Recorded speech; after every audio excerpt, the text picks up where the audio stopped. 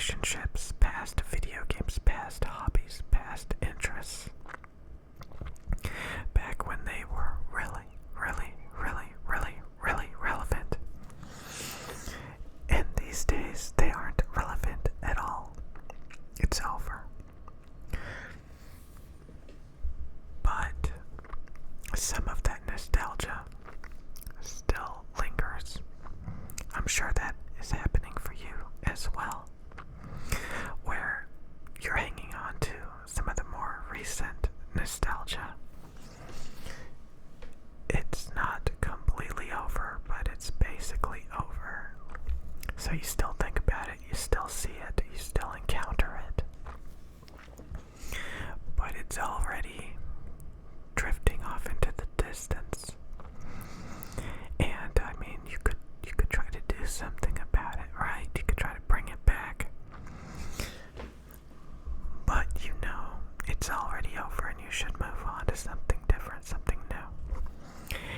Isn't that amazing? Isn't that amazing? That there are so many possibilities, and you want to hang on to something that is already starting to drift away, and you already know that it's not worth your time, but yet here you are. So sad, so sad that you can't fully move on from some of the more recent stuff that you were addicted to, that you thought mattered, that you cared about. It's no longer relevant. It may be rather recent, and you can still see it. You can still reach out to it. But I think some of the funnier stuff is like some of the nostalgia that you have from a long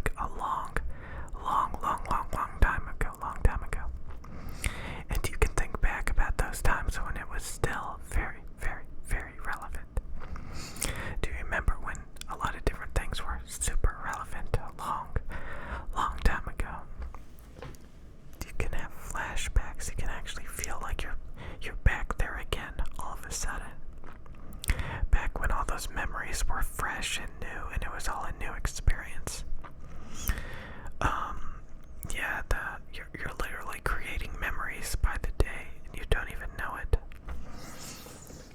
Unless you're really, really old and you're gonna die in the next few years, then like the memories, you probably have Alzheimer's anyway, so it doesn't matter. But for everybody else, I mean, even today, you're creating memories. A new product comes out, a new something comes out, new relationship, new opportunities, new lifestyles, new jobs. Everything you're doing today will probably be irrelevant pretty soon. Fairly soon. And you will look back on it with rose-colored glasses and nostalgia. Some people, they just really want to hang on to the past. All those people that are super nostalgic. Not that long ago, I came across a YouTube channel. Some guy had a YouTube channel and he quit YouTube. But some of his last comments and some of his last videos talked about how he's not a YouTuber. And quite a few years prior, he was really skinny, really lanky, really out of shape. And he was making these nerdy YouTube videos talking about stuff that nobody should care about. But it was, relevant at the time that, people could obsess over and waste their time with. And he was getting well over 100,000 views a video.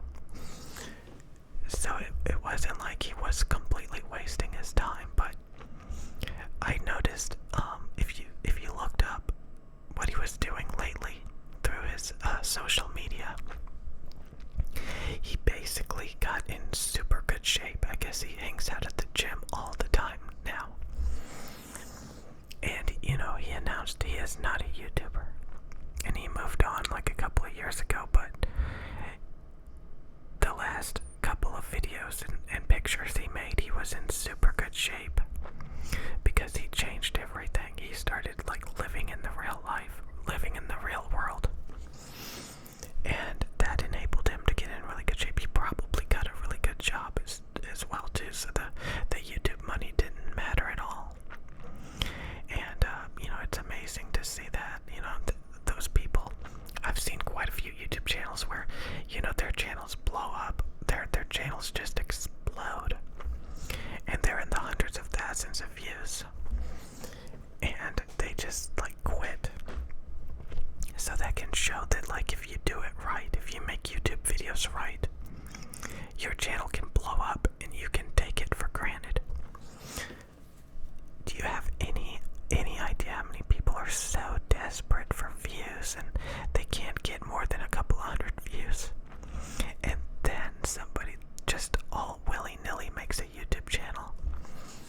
just completely obliterates the algorithm and gets hundreds of thousands of views. And they take it for granted. They probably think that that's how everybody gets, But a lot of times, those people that quit when they get these huge channels, it's because they want a real life. They never planned to be a YouTuber. So, like I said, it's pretty crazy to not even try to make a YouTube channel, and it just explodes, and it's so big, it's ridiculous. And they're like, I didn't even want this, and they just abruptly quit because they want to focus on the real world and real life. So it really says something, like I said. It really says something that there's a lot of people that, they're just making videos wrong. And there's a lot of people that make videos without even trying. And they just get hundreds of thousands of subs and views almost instantly. So if you have a hard time making YouTube videos and you're not getting any views, you're basically doing it wrong.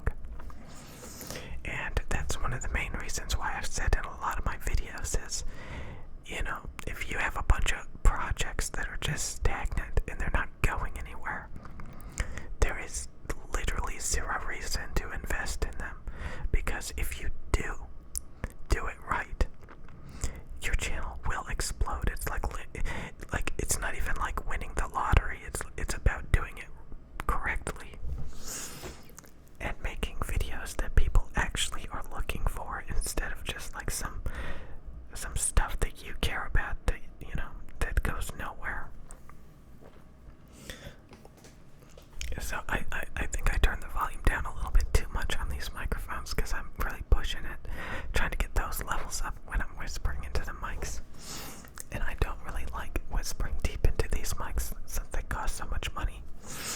So I think I'm gonna end it here, and that's about it. I just wanted to do some cup whispering, and I could probably do some really intense rubbing. Yeah, this rubbing would typically make the microphones clip like crazy. I kind of like this, I kind of like this. That's really nice. I kind of like this. I can be super intense and not worry about it clipping. That's crazy.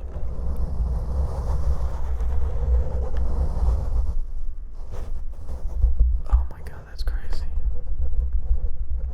I could never tap the microphones like this without them clipping like crazy. So I'll see you guys later. I wonder how this sounds. I can barely tell.